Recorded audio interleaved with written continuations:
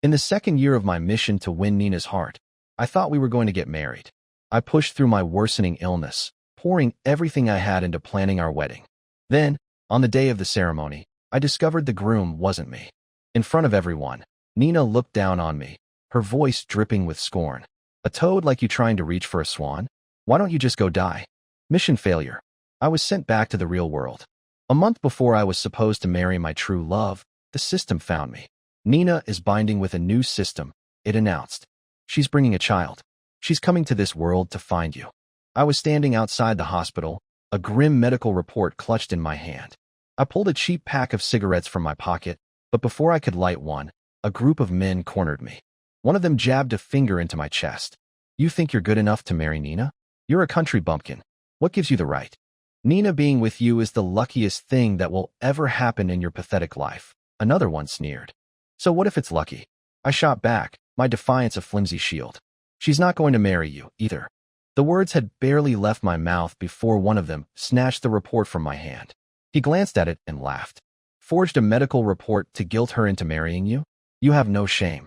Drag him away. They took me to a deserted alley. I knew what was coming next. It was the same as always. I had become numb to it. As their fists rained down on my face and body, a single thought echoed in my mind. Was coming here the right choice? When they grew tired, they left me in a heap on the grimy pavement. I drifted into unconsciousness, unseen and unmissed. I woke to the chill of the night, still lying in the same spot. My phone was dead, but I knew there would be no messages of concern anyway. Dragging my aching body home, I pushed open the door to find Nina on the sofa, laughing and chatting with Julian, her childhood sweetheart. They looked like the ones about to be married. I walked straight up to them. What are you two doing? I demanded, then turned to Nina, my voice trembling despite myself. We're the ones getting married. I waited for her answer, my heart pounding with a desperate hope. What I got was disgust. Nina looked at me with a derisive smile. Just because we're getting married, you think you have the right to control me? When will you learn your place? The contempt in her eyes made me feel utterly worthless. But I had no choice. I needed Nina. I retreated to my room, invisible to them. Perhaps they were the ones who were in sync, and I was just an intruder. For the year we had been together, we had always occupied separate rooms. Our cohabitation was a strange, cold affair. Lying in bed, I listened to their laughter from the living room. It was a sound I rarely heard, because she never smiled in my presence. Our entire relationship was something I had begged for. She likely thought I couldn't live without her. And in a way, she was right. My mission here depended entirely on her. The sounds from outside grew more grating, and I pulled the covers over my head, seeking refuge in sleep. The next morning, I was surprised to find Nina in the kitchen, cooking. After washing up, I sat down at the table, ready to eat. But her sharp voice cut through the air. Is this your time to eat? She snapped. Didn't I tell you that you're not allowed at the table when Julian is here? I stood up instinctively, a hot flush of shame creeping up my neck. In this large house, there seemed to be no place for me. As I turned to leave for work, her voice followed me. I won't be home tonight. Clean the house. I had expected it. I didn't know when I had become so subservient, forever the one trying to please everyone in a relationship that was anything but equal. The moment I stepped into my flower shop, the fragrant scent of fresh blooms soothed my frayed nerves. Looking at the designs on the walls, the layout I had created, I was inexplicably reminded of Nina. She was an excellent designer. That was an undeniable fact. And I was just a florist. The chasm between us seemed to widen with every passing day. A year ago, the system had brought me here with a promise. Successfully win over Nina, and the legs of the person who saved your life will be healed. I had accepted without hesitation. But the reality was far from what I had imagined. I had just finished cleaning when the first order of the day came in. After preparing the arrangement, I glanced at the address. My heart sank. It was my own home. I rushed back, a sense of dread churning in my stomach. What I found was worse than I could have imagined. Julian was on one knee, proposing to Nina. If she accepted, my mission would be a complete failure. I tried to push my way towards them, but the distance seemed to stretch, the world blurring at the edges. When I next awoke, I was in a hospital. I frantically tried to call and message Nina, but there was no response. The door creaked open, and she walked in, her brow furrowed in annoyance. You'd go this far just to stop my engagement to Julian? This is quite the performance. You're really something else, she continued with a cold smile. Since you're so committed to the act, let's make it complete. I've scheduled surgery for you. Make sure you go. How can you think this is an act? I pleaded, desperation coloring my voice. The evidence is right in front of you. Why won't you believe me, just this once? She just smiled, turned to leave, then paused as if remembering something. Oh, by the way, Julian cut his hand today. So, I won't be here for your surgery. I opened my mouth to speak, but the sound of her high heels clicking away down the hall was the only reply. The words died in my throat. I wasn't going to have the surgery. This was my chance to return to my own world. As I was about to check out, another unwelcome visitor arrived. Julian, dressed impeccably, looked utterly out of place in the sterile hospital room. Leo, he said, his voice grim. Do you have to ruin everything for me, every single time? Have the beatings not been enough to teach you a lesson? You don't love her. I seethed, my anger a burning coal in my chest. Why are you using her?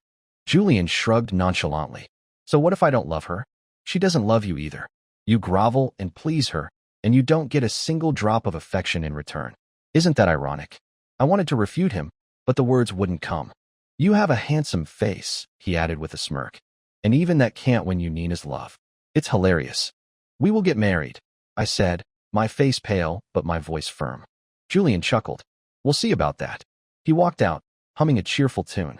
His hand wasn't injured at all. Did Nina love him so much she would lie so easily just to avoid being with me? When would she ever turn around and see me? I checked out of the hospital immediately. If I stayed any longer, Nina would become someone else's wife. When I got home that night, the living room lights were on. Nina was home, of course. She only ever spent time in the living room when I wasn't there. I walked in. She didn't even look up. We need to talk, I said, standing before her. She acted as if she hadn't heard me. I repeated myself. This time, she replied, her eyes still glued to her work. You can talk to me on your knees. Otherwise, get out. I hesitated. She glanced at me, a flicker of surprise in her eyes. She probably didn't think I'd actually do it. But I did. I knelt. I needed this conversation. Seeing me on the floor, she finally put down her work, a mocking smile on her face. She said nothing, just watched me. Can't you just look at me for once? I begged. I really need you. She laughed. Look at you. What's there to see? I already agreed to marry you. That's as benevolent as I get. I don't love you. If you weren't so good to me, I never would have agreed to be with you in the first place. Know your place. Her words made me feel like a complete stranger. I just need you to look at me. I pleaded, my voice barely a whisper. Just one glance. Care about me a little more. Can't you? She looked at me like I was a joke. You're like a dog begging for scraps. Is this what you wanted, to be this pathetic? Well, I won't give you the satisfaction. Without another word, she swept into her bedroom, leaving me no chance to reply. The conversation was a failure. I remained on my knees in the living room for a long time, questioning my purpose, questioning my choice to come here. A part of me hoped she would see how important this was to me. Perhaps she would see. Or perhaps she would remain blind. After our talk, Nina didn't come home for days. She ignored my texts and calls. I was like a widower in an empty house, my anxiety growing with each passing day. My control over my illness was slipping, the medication becoming less effective. I didn't know how much longer I could hold on. I pulled out a cigarette I'd been saving. After a few puffs, the door opened. I quickly stubbed it out, bracing myself for her insults. But instead, she fell into my arms, sobbing. I was shocked to feel a pang of sympathy for her. I love you so much, she cried into my chest. Don't leave me. I'm begging you. Her words chilled me to the bone. They weren't for me, but I pretended they were. I won't leave you, I said, holding her. I love you too. I'll never leave you again. Let's get married. Her crying stopped abruptly. The living room was plunged into a dead silence. After a long moment, I asked again, Nina, let's get married. I'm being completely serious. As if in a fit of pique, she snapped, fine. That night, for the first time, we slept in the same bed. I tossed and turned, sleep eluding me. In the dead of night, I found myself picking up her phone, scrolling through her chats, desperate to understand. And there it was, a photo sent by a friend. It was Julian, smiling at another woman. It was a smile I had never seen on his face, a smile of genuine affection. That's why she was so upset. I prayed that in the morning, she wouldn't take back her words. My time was running out. I woke early to make breakfast. I wasn't sure if she'd eat it, but I knew she definitely wouldn't make it herself. When she came out, she ate without a word. My heart soared. You agreed to marry me last night, I said carefully. I'll spend the next few days preparing a grand wedding for us. I rushed the words out, terrified she would change her mind. But she didn't. I won't go back on my word, she said calmly, eating her breakfast. You handle the preparations. I'll be busy. She had seen right through me. Nina left for a business trip, and I threw myself into planning our wedding, even as my health deteriorated. I would occasionally faint, but nothing could distract me from our wedding. I personally oversaw every detail, from the design to the guest list. The day before the wedding, Nina returned, as radiant as ever. Are you looking forward to tomorrow? I asked. She smiled. I am. I'm very much looking forward to everything tomorrow. Her words filled me with a strange, profound joy. If this could heal the woman who saved my life, what did it matter if I stayed here forever? In some deep, unacknowledged part of myself, I had fallen in love with Nina. The next morning, I dressed with care and went to pick her up. But her house was empty. I rushed to the wedding venue. The posters, the photos, they had all been changed. The groom was Julian. The bride was still Nina. I heard the master of ceremonies begin the service. I ran inside, my heart pounding with rage. They were standing on the altar together. Why? I demanded, my voice raw. I don't love you, Nina said, her voice loud and clear for all to hear. No matter how many times I say it, you don't listen. And you still wanted to marry me? A toad like you trying to reach for a swan? Why don't you just go die? If you died, I would applaud. Her words stole the air from my lungs. The guests below whispered amongst themselves. She had humiliated me in front of everyone. She didn't love me. She didn't even respect me. Why had it taken me so long to understand? I fell to my knees. Marry me, I begged. I'm begging you. We can get divorced tomorrow. Divorce? She scoffed. Then I'd be a divorcee. I will not marry you. Security, get him out of here. Julian signaled to the guards, and they dragged me away. I saw the faces of the guests I had so carefully invited, whispering, laughing at me. I had been wrong from the very beginning. They locked me in a small room. I couldn't breathe. I coughed, and blood splattered onto my hand. I knew my time was up. I stopped struggling and quietly waited for the end. I was pulled into a dark space. The system appeared. You have one more chance to win over Nina, it said. Before it could finish, I replied without hesitation. Mission failure. I'm not trying again. Transferring host back to original world, the system intoned. I woke up in my own bed. I was finally back. No more groveling, no more Nina. I was free. I wondered if she was applauding my death somewhere. And I wondered how Clara was doing. Without a second thought, I went to her apartment. Seeing her in her wheelchair, a wave of guilt washed over me. Her apartment was filled with plants, a vibrant testament to her love of life. I've been busy, I said, my voice thick with apology. I'm so sorry. From now on, I will take care of you, I promise. What are you apologizing for? Clara said, her voice gentle. You had things to do. I can take care of myself. I hadn't been treated with such respect in a long time. After much discussion, I moved into her apartment to better care for her. As I finished unpacking late that night, I found her waiting up for me. In that moment, I felt a profound sense of what a home could be. Over the next year, with my care, Clara's legs gradually healed, and my business flourished. Life was about steady, honest work, not pointless games. One evening, I came home to find she had cooked dinner and was waiting for me. My heart filled with a simple, pure joy. On that ordinary day, I proposed. I had been preparing for a long time. The trauma of my last wedding, leaving deep scars. Clara cried, holding me tight. She had been injured saving my life, yet she had never once regretted it. We planned the wedding for a month later. I thought my life had finally found its peaceful rhythm. But then, the system reappeared. Host, your previous mission target, Nina, is now binding with a new system. She is bringing a child here to find you. The words were a punch to the gut. Was my newfound happiness about to be torn away? She has a child? Why is she coming for me? I asked, bewildered. I do not have that information, the system replied. She is desperately seeking a way to get to you. She will likely arrive tomorrow. Good luck. And then it was gone. I looked at Clara, sleeping peacefully beside me, and my mind reeled.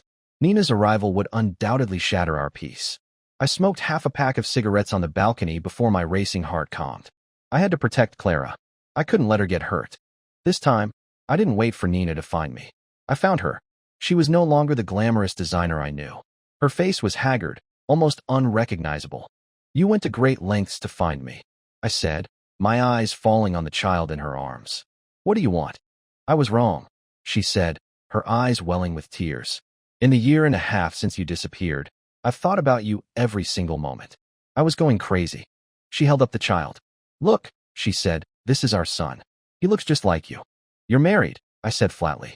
How could he be our child? And you're not here because Julian treated you badly, are you? She looked down, a flash of guilt in her eyes. After we got married, I found out you had died. And I realized, I didn't love him. I only love you. That's a rather convenient excuse, don't you think? I said, turning to leave. She grabbed my sleeve, her voice rising to a shrill cry. Don't abandon me. Look at our child. Please look at him. Her cries drew the attention of passers-by. I led her away from the crowd. Go back to your own world, I told her. This place isn't for you. You come with me, she said. If you come with me, I'll leave. You're being irrational, I said, turning away again. The child started to cry. If you walk away, she threatened, I'll leave this child right here and never look back. The child was innocent. I couldn't let that happen. What do you want? I asked, my voice tight. A place to stay, she replied. I found her a hotel and gave her some money. Then I left. When I got home, Clara was doing her physical therapy exercises. I started making dinner. I wished for nothing more than a simple, quiet life.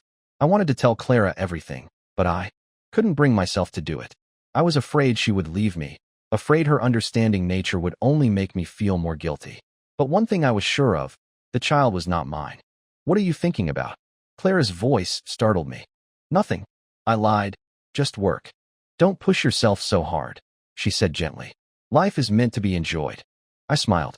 Okay. Nina didn't contact me for a while. I thought she might have gone back. I began to focus on planning our wedding again. But I was wrong. Nina hadn't left. She was slowly, deliberately getting closer to Clara.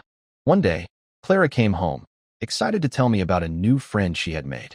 As she described the woman, a cold dread washed over me. Did she threaten you or hurt you in any way? I asked carefully. Clara looked at me, puzzled. Why would she do that? You shouldn't assume the worst in people.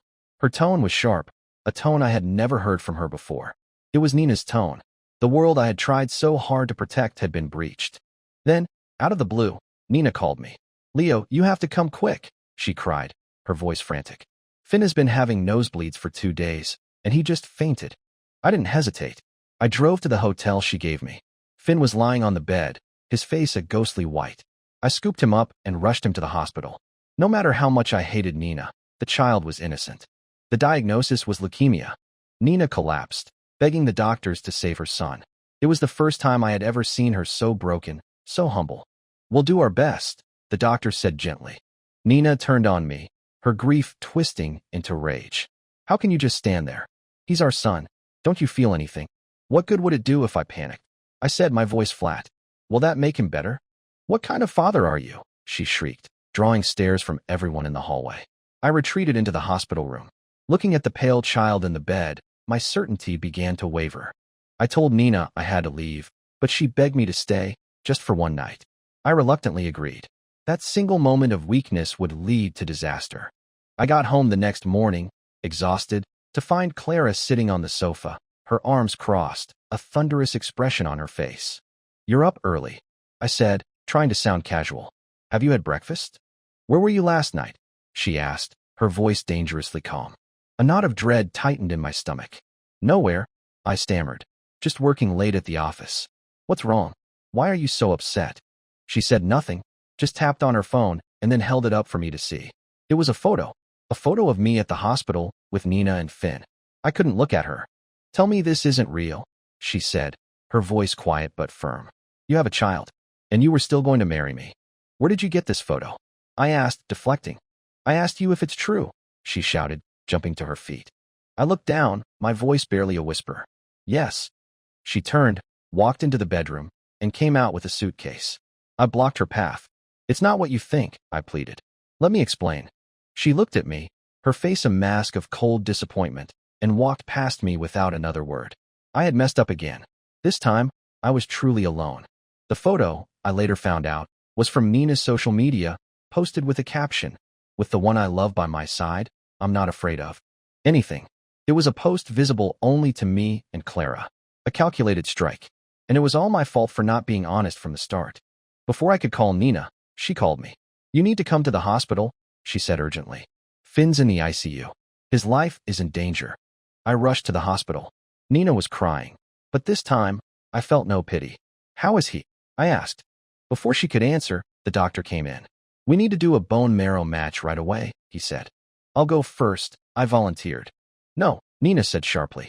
Not yet. We need to discuss this. I agreed, but every time I tried to talk to her about it, she found an excuse. Finally, I confronted her directly. Is Finn my son? Her hand, peeling an apple, trembled. Of course he is. Why would you even doubt me? I didn't believe her. When she was out of the room, I arranged for a paternity test. The results were clear. Finn was not my son. I showed her the report. We need to talk, I said. She looked at the paper and nodded. Fine. Why did you come here? I asked. Didn't you say you'd applaud if I died? The vulnerable woman was gone, replaced by the old, cold Nina. Because you were happier than me, she said calmly. And I couldn't stand it. I wanted you to live in shame forever. I never did anything to you, I said, my voice shaking with a quiet rage. Why would you do this to me? The woman I love has left me. Is this what you wanted? What do you gain from this? Come with me, she said, taking a sip of her coffee. We can be happy together. I won't treat you like I did before. I will not go with you, I said firmly. I remember everything you did to me. I have someone I love. Because of you, we're separated. But no matter how long you stay, I will not go with you. And one more thing. You will apologize for that social media post. You will make a video and clear my name. With that, I walked away. I had no further contact with her. One day, I received a video. It was Nina apologizing. She told me she was leaving. I didn't know or care what had changed her mind. One disaster was finally over. Now, I had to win back Clara. I planned everything meticulously, tailoring every step to her likes. I owed her everything, and I had betrayed her trust. I went to her new address and knocked, but there was no answer. I sat on the doorstep and waited. I pulled out a cigarette, then remembered she hated the smell and tucked it behind my ear. Hours later, as I was dozing off, I heard her voice. What are you doing here? I jumped to my feet. I know I was wrong, I said. Please, let's just talk. She unlocked her door. We have nothing to talk about. She went inside, leaving me on the doorstep. I knocked and called her name, but she wouldn't open the door. So I sat down again and waited. It was a childish tactic, but it was all I had. The door opened the next morning. Please, just let me explain, I begged. The child isn't mine. That woman means nothing to me. Can we please just talk? She looked at me, her expression unreadable, and said nothing. I followed her to work. If she wouldn't listen, I would have to win her back. I brought 520 roses to her office, a gesture of my love. I pursued her relentlessly, day after day. One evening, she finally approached me. Let's talk, she said. My heart leaped. We went to a coffee shop. I showed her the apology video and the paternity test. Why didn't you explain this before? She asked. I knew Finn wasn't mine, I said quietly, but I had no proof. She nodded. So, how did you two meet? What I'm about to tell you will sound crazy, I said, but it's the truth. I told her everything, about the system, the mission, the fake wedding, all of it. I expected her to laugh, to call me a fool, but instead, her eyes filled with tears. You're so silly, she said, her voice soft. You can't do things like that anymore. Her words were a ray of light, warming the coldest corners of my heart.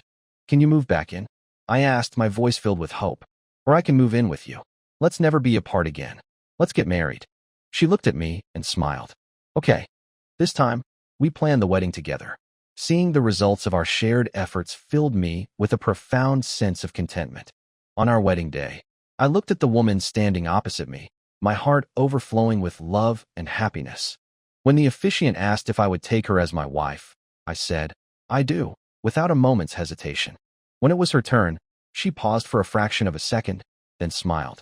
I do. In that brief pause, my heart skipped a beat. But even if she had said no, I wouldn't have left her.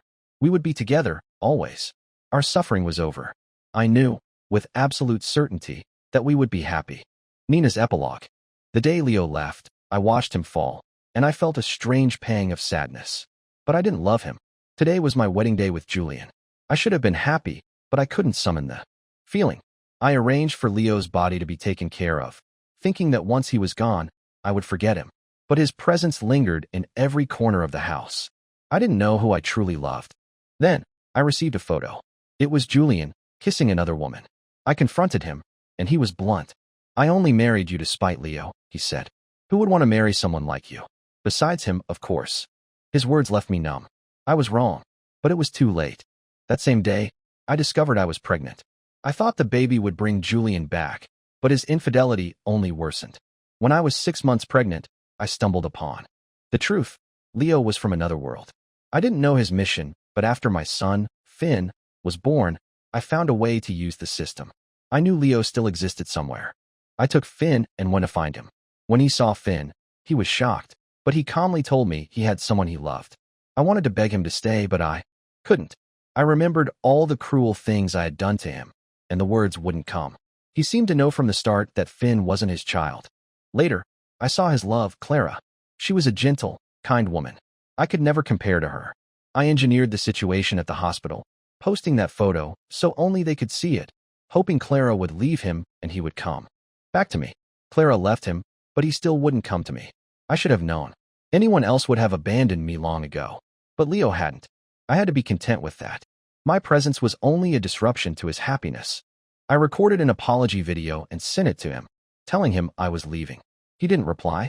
I returned to my world. I hadn't seen Julian in a long time, but I saw him on the news.